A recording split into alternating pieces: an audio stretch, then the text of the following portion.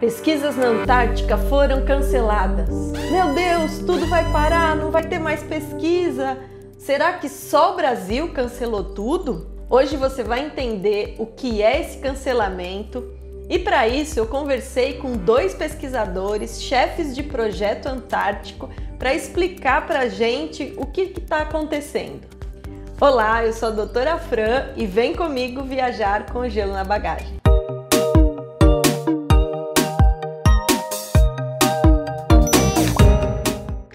Gente, não se desesperem, calma, não é que as pesquisas vão parar. O que foi suspenso foi o trabalho de campo.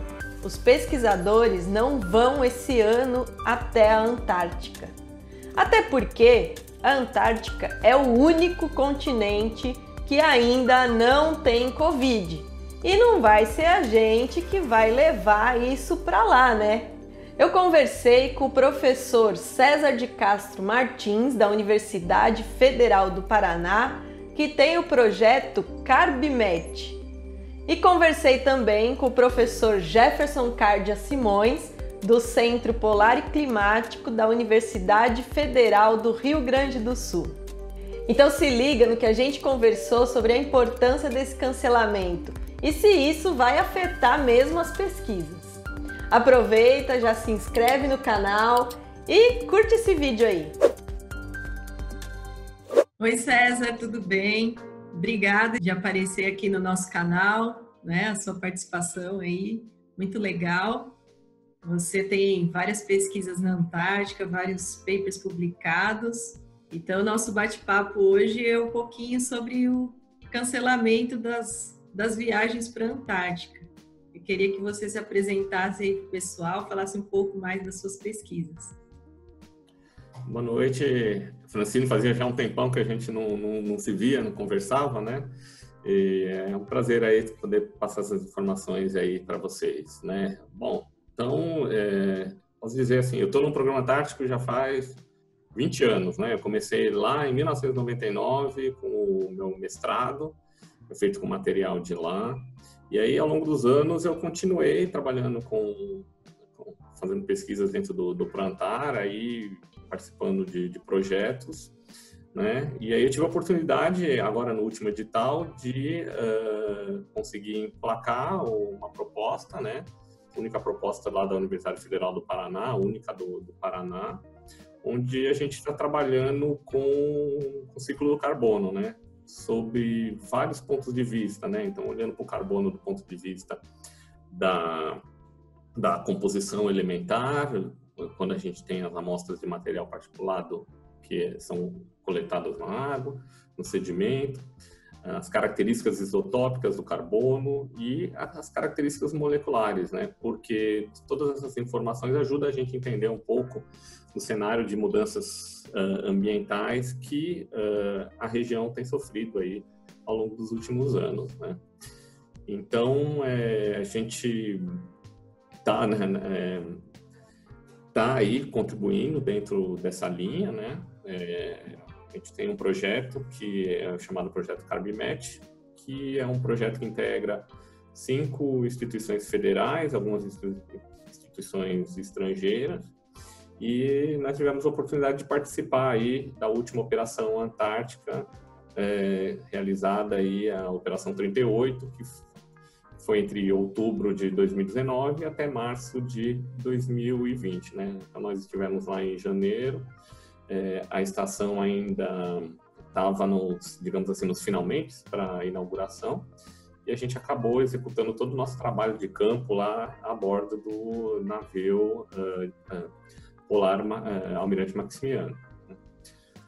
Legal, assim, no Instagram tem, né, o CarbMet, vocês publicaram bastante coisa lá também, né? Fizeram bastante divulgação da pesquisa de vocês. Eu lembro que eu segui, tem o @CarbMet, né? No Instagram. Legal. O Instagram, perfil, quem toma conta lá, a professora Tatiane Combi, da Federal da Bahia, né? E que também tem um papel bastante importante dentro do projeto, na parte de contaminantes emergentes. A gente tem como coordenador adjunto do projeto o professor Rafael Lourenço, do Instituto Oceanográfico da USP, né? E aí a gente tem essa equipe aí que está tocando esse projeto e que, digamos assim, tivemos aí algumas surpresas esse ano em função dessa pandemia, né? Que a gente ainda então. E falando nessa pandemia aí, saiu a notícia, né, que vão cancelar tudo, que não vai ter trabalho de campo esse ano. E aí, você acha que é importante? Você concorda? Inicialmente, né, a gente tinha eu posso dizer assim, que no mês de março, né, a Marinha nos solicitou que nós fizéssemos o planejamento todo de nossas atividades no verão, e a gente tinha uma perspectiva, né, até, digamos assim, ousada, porque dentro do nosso cronograma do projeto, a gente necessitaria mostrar em 3 períodos diferentes, né? Então, no mês de novembro, para pegar o final da primavera, o meio da primavera, né, Antártica, o verão antártico em janeiro e depois o final do verão no mês de março, justamente para a gente poder acompanhar essas variações que existem em curta escala de tempo dentro do ciclo do carbono, né? E então era digamos assim, essa operação 39, né? Era uma operação que a gente tinha bastante expectativa. E aí, com esse cenário todo de pandemia, né? Tudo mudou, né? E as coisas vão mudando rapidamente e é um cenário totalmente novo, né? Em 41 anos de atividades de pesquisa na Antártica do Brasil, né? Essa é a primeira vez que a gente não vai ter uma operação científica, né? Porque a gente tem o grupo base lá que está tomando conta da estação, tudo, né? E aí nós fizemos uma reunião, então, no dia 16 de junho, com todos os coordenadores de projeto, né, junto com representantes do Ministério do Meio Ambiente, do Ministério de Ciência e Tecnologia, do CNPq e da Marinha também, né? E foi de forma consensual que todos os coordenadores, né, decidiram pelo cancelamento das atividades de pesquisa, de campo, na verdade, né? As atividades de Antártica esse ano. E, de certa forma, né, uma sinalização que nós tivemos da Marinha, principalmente, foi que uma decisão acertada em função de todas as dificuldades que esse cenário traz, né? Então, por exemplo, qualquer deslocamento do extremo sul da América do Sul até a Antártica demanda aí pelo menos 7 dias, né? Então, no caso de alguém não se sentir bem ou precisar de algum tipo de tratamento médico mais intensivo, isso ficaria inviável, tanto para alguém que estivesse na estação quanto para alguém que estivesse no navio, né? Esse é um ponto, né?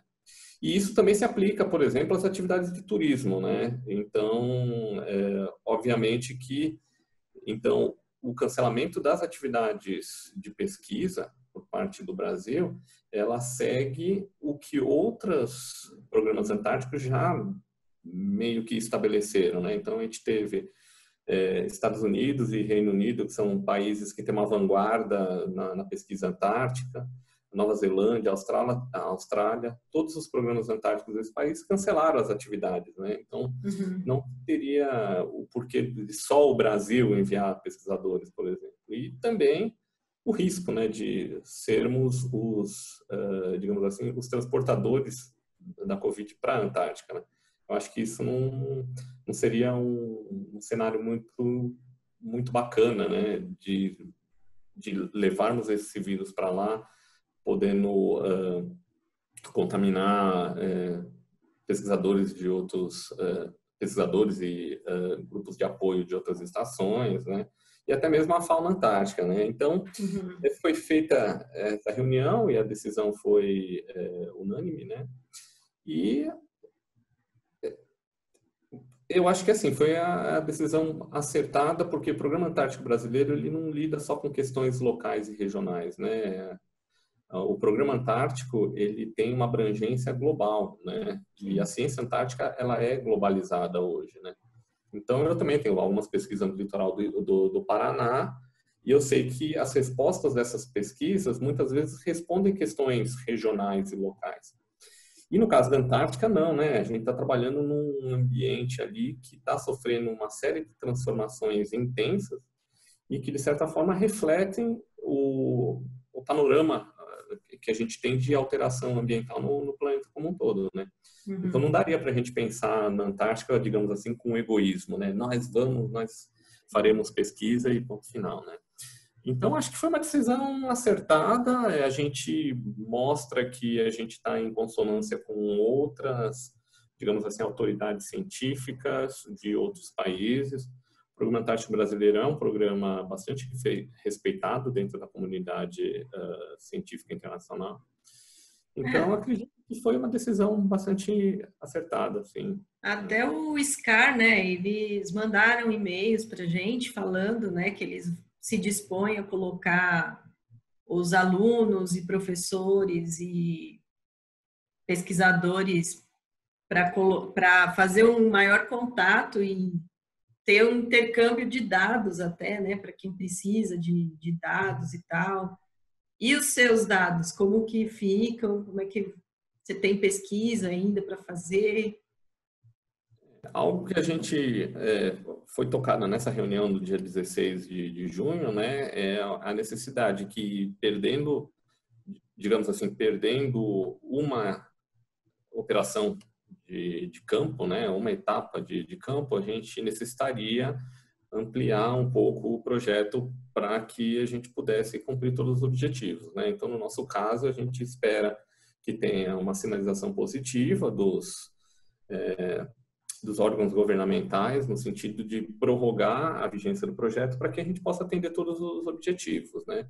Então, isso, digamos assim, é um ponto, né? Então, se antes faríamos as atividades de campo nas operações 38, 39 e 40, então isso é postergado e fica para a operação 40 e operação 41. Então, esse é digamos assim, o menor dos problemas, né? A gente sente que esse cenário de pandemia faz com que todos nós temos que nos adaptar, né? Mas a pesquisa antártica brasileira, ela não para, né? Então, e quando eu falo que ela não para, eu tenho como exemplo um projeto que eu coordenava em 2007, 2008, né? Onde nós fizemos uma atividade de campo, coletamos muitas amostras e a gente continua processando essas amostras até hoje, publicando esses dados, formando recursos humanos em pesquisa antártica. Então, a gente tem um material interessante, né, que pode ser ainda mais explorado. Essas são amostras que a gente fala que são as amostras muito caras, né? Então, a gente tem que usar e abusar dessas amostras o máximo possível. Então, a pesquisa antártica ela continua esse ano, né? Porque a gente tem muito material coletado, material de bastante relevância. E o interessante é que, como a gente estuda contextos históricos, né, de atividades humanas, nosso interesse é entender como que as coisas vêm evoluindo ao longo do último século, por exemplo, no ambiente antártico. Então, ele trabalha com testemunhos de sedimento, e esses testemunhos de sedimento, então, eles vão contar uma história para a gente do que vem acontecendo ao longo dos anos. E o fato de você ter um período que você não tenha amostras, por exemplo, 1, 2 anos, não necessariamente significa um prejuízo grande. Digamos assim, um lapso temporal ali de você ter uma amostra coletada, como eu posso dizer, mais recentemente, né? Mas a gente tem todas as outras amostras que podem representar uma tendência histórica e aí isso nos possibilita lá na frente ter uma interpretação mais correta dessas alterações que estão ocorrendo nesse ambiente, né? Então, esse ano de 2020, a gente está com os laboratórios fechados, né, em função da pandemia. Perspectiva é que agora no segundo semestre a gente possa retomar um pouco de cautela as atividades de laboratório. As nossas amostras foram coletadas na Operação 38, elas ainda estão presas no Rio de Janeiro, né? Então, o navio retornou da Antártica em abril e A equipe que ia fazer a retirada dessas amostras no Rio de Janeiro é a equipe do Instituto Oceanográfico da USP, mas aí a USP está num lockdown, literalmente. Sim. Então, nossas Eu amostras... não estou fazendo meu pós-doc, eu não estou indo lá. Então, a gente tem essa situação, que as amostras estão no Rio de Janeiro, ainda bem que a gente teve o suporte de pesquisadores da Fiocruz, né, que tiveram a sensibilidade ali de coletar as nossas amostras no navio e e essas amostras estão armazenadas lá. Então, a pesquisa antártica ela continua com essas amostras antigas e com essa perspectiva de que esse material, assim que a gente tenha condições seguras do ponto de vista sanitário para recolher essas amostras no Rio de Janeiro, a gente também passa a processá-las e aí ter esses resultados, digamos assim, mais atuais, né? Legal. Então, aí vai ficar como se fosse uma coleta de agora, né? Que vocês vão receber provavelmente setembro, outubro, talvez, né? Que abra. E aí vão ter todas essas amostras não processadas para trabalhar, né? Com certeza. A gente tem um material bastante rico, porque dentro dessa proposta do CarbMatch, a gente está trabalhando com um material particulado em suspensão. E então, esse material particulado em suspensão tem muito poucos dados publicados a respeito de contaminantes orgânicos, da composição mesmo da matéria orgânica em nível isotópico, tudo, né? E aí, essas amostras, então, esses dados de material particulado, eles permitem a gente ter uma fotografia do ambiente no momento em que as amostras foram coletadas. Então, isso, de certa forma, essa interrupção, né, a gente gostaria de ter 3 anos seguidos, né, para fazer essa comparação de se essa fotografia, né, muda muito no verão, né, e com certeza muda, né, a gente teve agora o último verão foi o verão, um dos verões, ou se não, o verão mais quente já detectado na Antártica, temperaturas que superaram mais de 20 graus em algumas regiões, né? Então, mas por outro lado, né, todo esse material rico, ele pode ser explorado porque, de certa forma, é bastante inédito.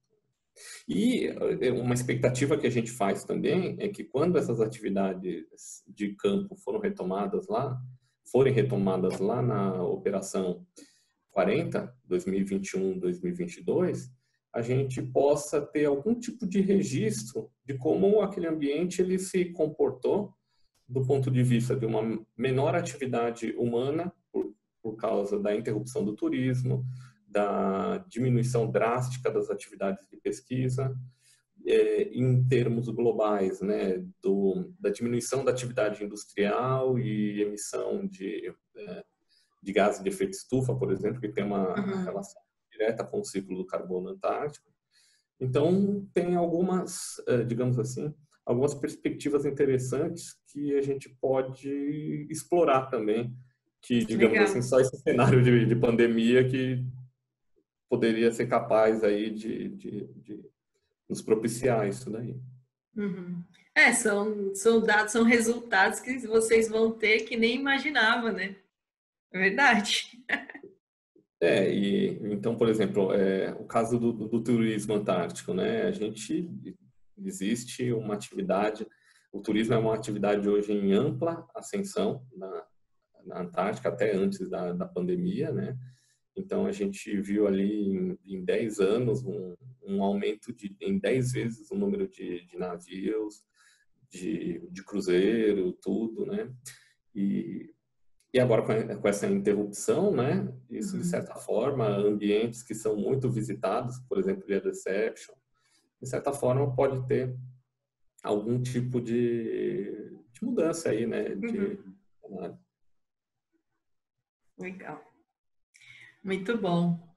Muito bom saber, muito bom ter essas informações aí. Muito obrigada, César. Eu espero que tenham bastante resultados, bastante artigos aí, mais, né? Que você e seus alunos são bem produtivos aí, estão sempre publicando coisas. O pessoal Valeu, é bem empolgado, mas assim, um apelo que eu faço, e eu sei que tem bastante gente que acessa o teu canal, que quer, com o objetivo também de ver as oportunidades científicas, né? Pesquisa Antártica hoje demanda no Brasil de pessoas que queiram participar, né? E o nosso projeto, o Projeto Carbimet, está aí de portas abertas. Gosta do Paraná, pode trabalhar no meu laboratório, gosta de São Paulo, pode trabalhar no laboratório do Rafael, gosta de Santa Catarina, tem a Juliana Leonel, tá lá, tem a Tatiane Combi na Bahia, ou seja, o nosso projeto ele está, digamos assim, distribuído nos 4 cantos aí do país. E de braços abertos aí para receber quem queira contribuir, quem queira se aperfeiçoar, principalmente do ponto de vista acadêmico. Né? E deixar um recado, né? A gente tem muitas pessoas que trabalham nessa parte da oceanografia química, né? Que trabalharam na parte da oceanografia química antártica, que hoje pegaram o gosto e continuam na área acadêmica, mas a gente tem também outras pessoas que trabalharam com Antártica, né? E que hoje estão dando a sua contribuição nas empresas privadas, em empresas de consultoria ambiental, né? Porque justamente isso, o trabalho que a gente executa é um trabalho voltado ao entendimento no ambiente, né? E essas são questões que são abrangidas aí e são de primeira necessidade, principalmente no Brasil, que a gente tem uma costa aí com mais de 8.000 quilômetros de litoral que ainda precisa ser muito estudado e muito monitorado também. Com certeza, né? Como tem um vídeo no canal, né, que eu falo que o oceano é um planeta dentro do planeta Terra, né? É um outro que a gente ainda não conhece inteiro, né? Isso aí, obrigado pela oportunidade, Francine. Qualquer coisa a gente está por aqui. Tá? Obrigadão, César.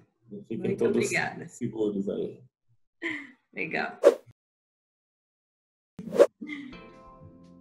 Obrigada, Jefferson, por ter aceito o nosso convite aqui para participar do Gelo na Bagagem.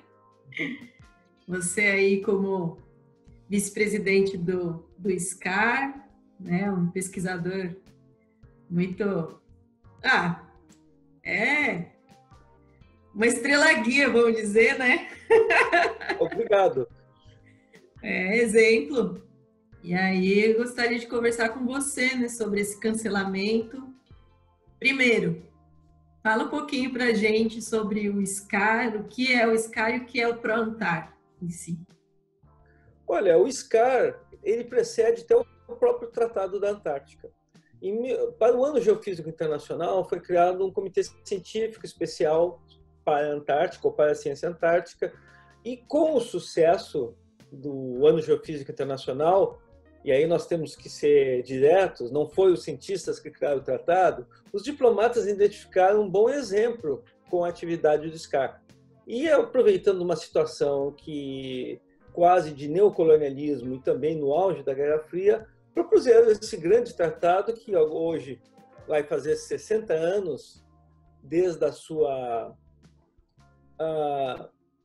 vigoração, agora em 2021, é um sucesso pleno. E lembrando que nós colocamos, ou não nós, mas aqueles diplomatas e cientistas daquela época que colaboraram com a organização do tratado, colocaram o quesito de os novos países membros do tratado terem pesquisa significante na região antártica.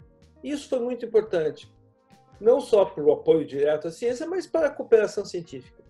E desde então, o SCAR tem sido o principal órgão de assessoramento científico ao Tratado da Antártica. É bom enfatizar que o SCAR ele não está dentro do sistema propriamente dito do Tratado da Antártica, ela é uma ONG que faz parte do Conselho Internacional para as Ciências. Hoje, que já mudou várias vezes de nome, mas hoje é o International Science Comic. Hoje, se eu não me enganei aqui, porque tantas vezes, já mudou 3 vezes de nome nos últimos 5 anos.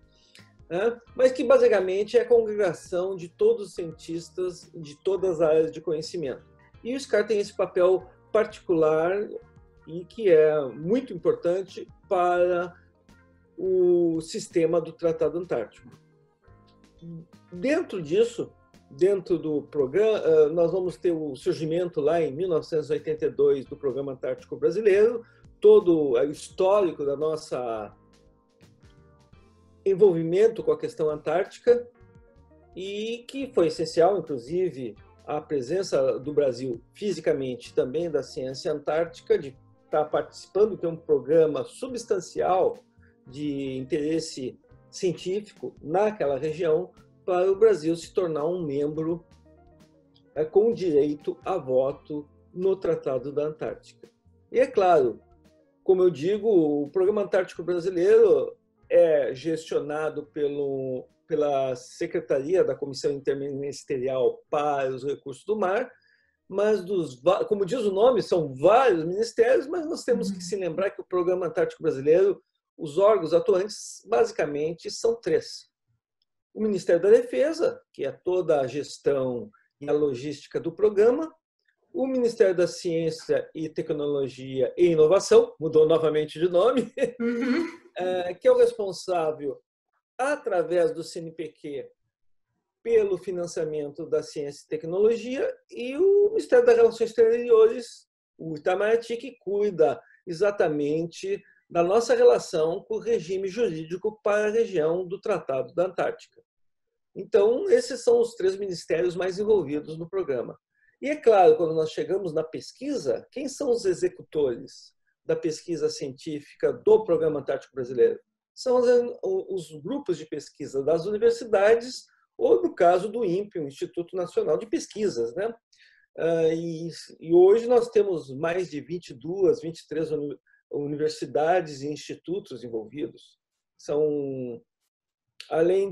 Nós temos 20 projetos individuais no Programa Antártico Brasileiro e mais o Instituto Nacional de Ciência e Tecnologia da Criosfera.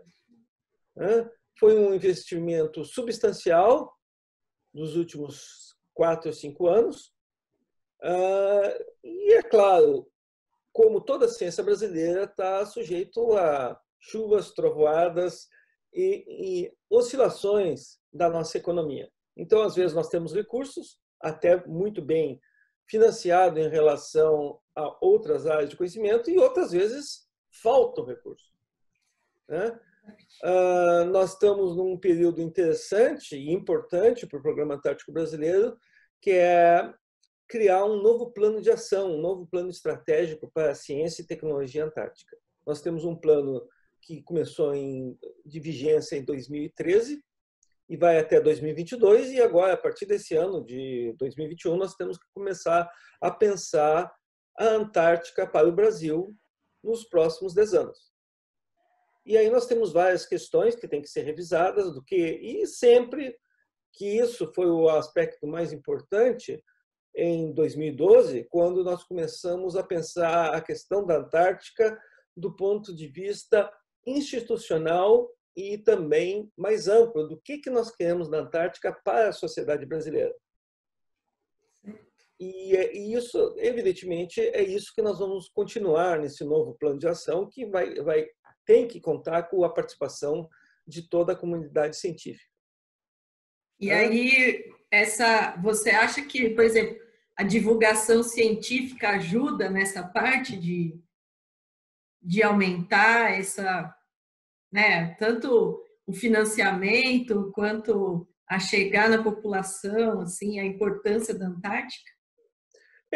Olha, é essencial. Primeiro, é essencial, cada vez mais nós temos que entender que a existência de um plano de comunicação integrado, que envolve, é claro, a divulgação, o que a gente chama de atividades de outreach, ou seja, de inserir o conhecimento antártico na sociedade, nas escolas, na universidade, é essencial para a formação e percepção da questão antártica, de como é importante para o Brasil.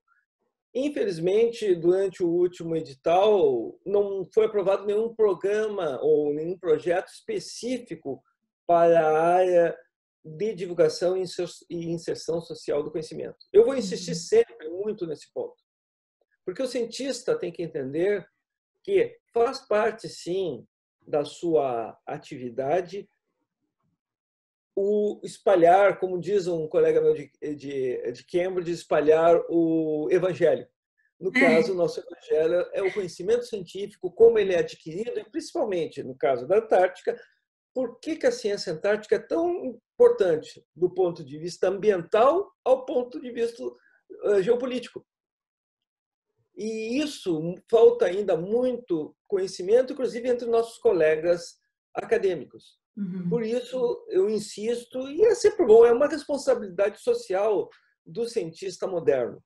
Eu acho que tem uma mudança de paradigma importante que as gerações anteriores não conseguiam entender, que inclui na atividade científica diminuir aquela diferença, aquele gap entre o leigo e o cientista. Porque não adianta, e é ilusório, achar que uma sociedade que não tem uma formação mínima científica vai financiar a ciência. Exatamente. Com o Centro Polar, aí vocês fazem bastante atividades também, né? Extracurriculares e tudo.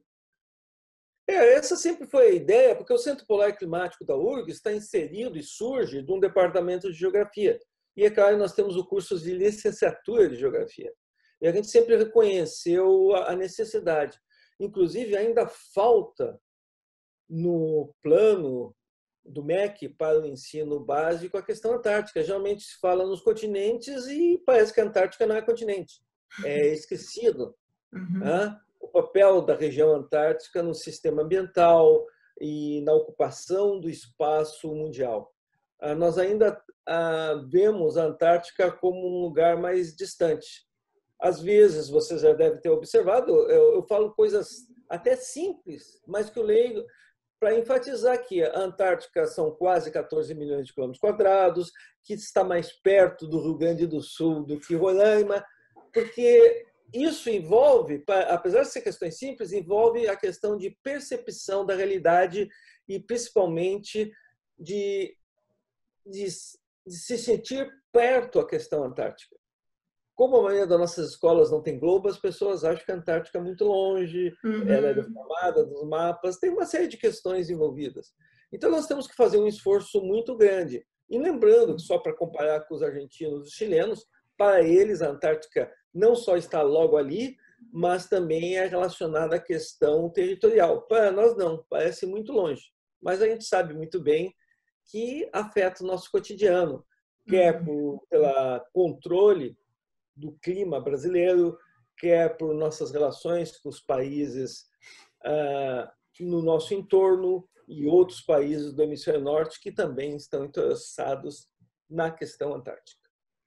E tudo isso, todos esses resultados que a gente sabe hoje em dia foi por meio da pesquisa. E agora, com esse cancelamento, vai ter algum problema de não ter pesquisa esse ano? Como que você vê esse cancelamento? Olha, por um lado, é sempre ruim perder um ano de coleta de dados, representa algum tipo de atraso. Mas nós temos que entender que, e isso eu enfatizo muito na gestão da ciência antártica, que hoje em dia não existe ciência na Antártica, é ciência antártica que está integrada com a ciência, em geral. O estudo básico, aquele de exploração, já é passé. Nós temos que investigar questões importantes de relevância global. E, para isso, nós temos muitos dados adquiridos ao longo dos últimos anos, principalmente ao longo da última década.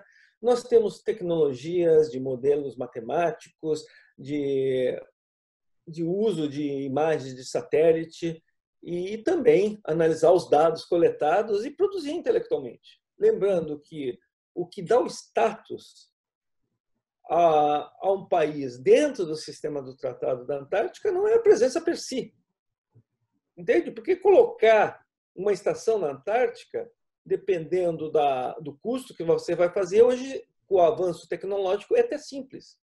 Agora, produzir uma ciência de boa qualidade, e principalmente com pessoas capacitadas, esse é o trick, né? É o que vai diferenciar um país de outro dentro do sistema do Tratado Antártico, que vai dar exatamente uma maior protagonismo dentro desse sistema. Ter uma ciência de muito boa qualidade.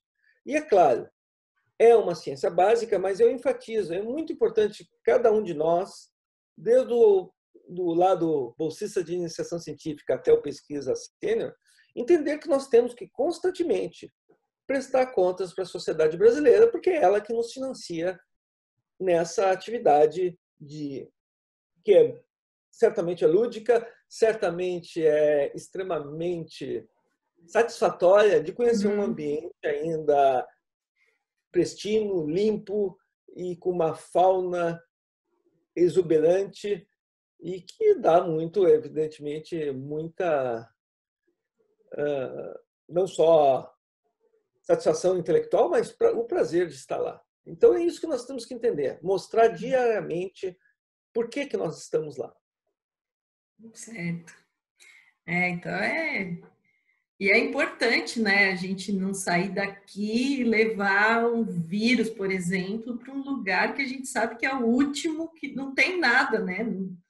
As pessoas que estão lá, que são do grupo base, foram bem antes de tudo isso começar, né?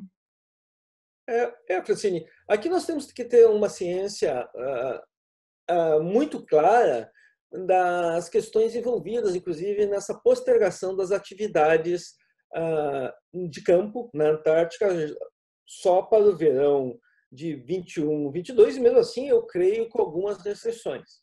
Por quê? Nós estamos indo no ambiente mais isolado do mundo, que é a única região do mundo que no momento não está com a contaminação da Covid. Existe, considerando todas as estações, cerca de 1.000 pessoas que lá estão isoladas desde março, abril.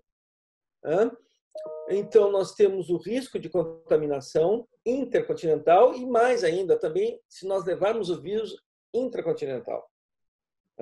E o terceiro ponto, que nós ainda não temos certeza se esse vírus é ou não transmissível a algumas espécies isoladas que estão na Antártica e que poderiam ser, inclusive, vetores e acabando transportando um vírus que pode se tornar endêmico na Antártica. Ninguém quer isso, né?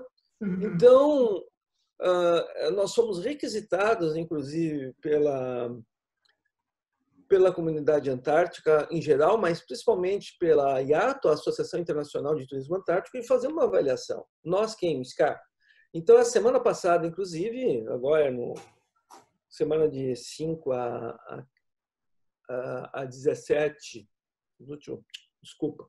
na semana aí de 5 a 12 de julho, nós fomos solicitados a fazer uma avaliação do quê? Do potencial de dano desse vírus na pesquisa, as consequências para os pesquisadores antárticos e o pessoal de apoio, para as estações e para a fauna. E o que isso implicaria, no caso, para a indústria de turismo? Imagine que se chegar ao fim do ano de 2020 e nós temos que fazer um bloqueio da Antártica para a atividade de turismo. Isso causaria um prejuízo financeiro enorme para essa indústria. Então, tem que ser um trabalho muito sério. Então, nós vamos começar essa avaliação com a parceria internacional.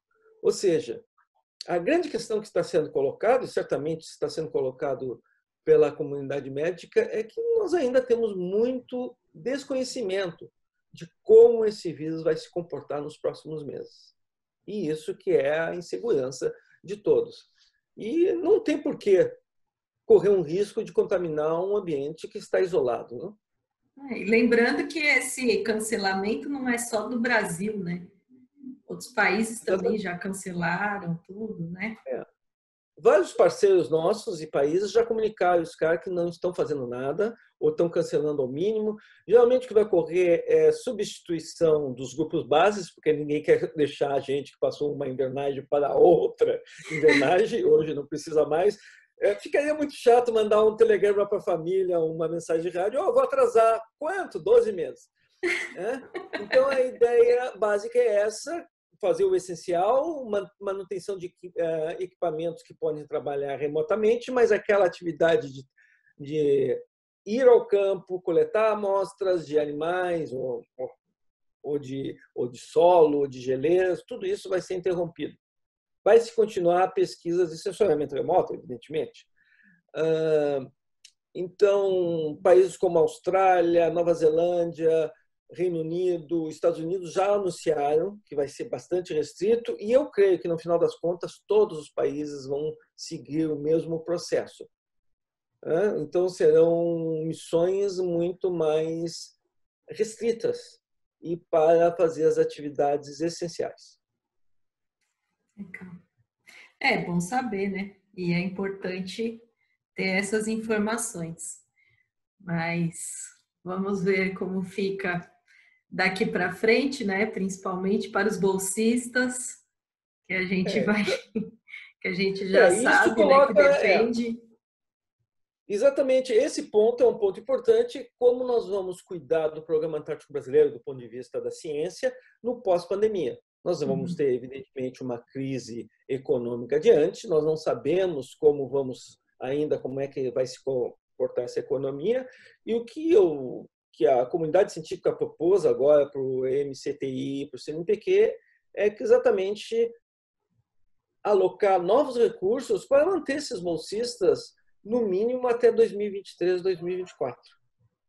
Essa que foi a nossa ideia de todas as demandas, não é nem a questão de recursos, porque os recursos, evidentemente, vão chegar um momento que vão acabar. Nós estamos prevendo que até a missão de 2021, 2022, a gente consegue fazer com os recursos já existentes, tanto do NCT da Criosfera, como também do Edital 21. Mas depois caímos novamente naquele intervalo de insegurança. E algo que eu tenho insistido muito como representante da comunidade científica, que nós temos que ter uma maior regularidade no financiamento da pesquisa antártica brasileira. Mas nós sofremos o mesmo mal que toda a ciência brasileira sofre, que é os up and downs, né? Às vezes tem algum recurso, aí não existe um programa de Estado, tem um programa de financiamento de governo da ciência, muda governo, troca governo e a situação oscila muito. Então, esse vai ser o nosso grande desafio. E como eu já falei antes contigo, garantir a próxima geração de pesquisadores antárticos. Lembrando que nós tivemos no início do programa, nos primeiros 10, 15 anos, o pessoal que veio de fora da ciência da Antártica, que foram os pioneiros da ciência, e naquele momento estava se formando a primeira geração de pesquisadores especificamente para a ciência antártica. Pessoas que nem eu, mas nós temos vários, na oceanografia, a biologia, a geologia, que estão enviados, inclusive, para o exterior para se formar na questão da pesquisa, da gestão e da exploração geográfica da Antártica. E isso daqui 5 a 10 anos passou essa geração. Então, agora vem a tua geração e a próxima também, que como é que vai dar a sequência? E esse é o problema grave do Brasil, que tem que ser repetido através das décadas, que é a falta de continuidade. Isso me preocupa muito como gestor do INCT, de qual é o próximo passo.